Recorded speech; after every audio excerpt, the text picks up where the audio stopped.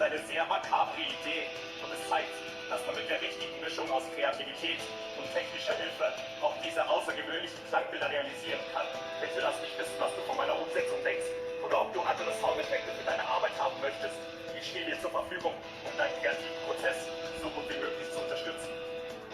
Leise Keuchen, ein leiser Gackern eines Hahns, schweres Atmen, ein bisschen Wummern im Hintergrund, als sei das Schwein an einen Schalldämpfer befestigt.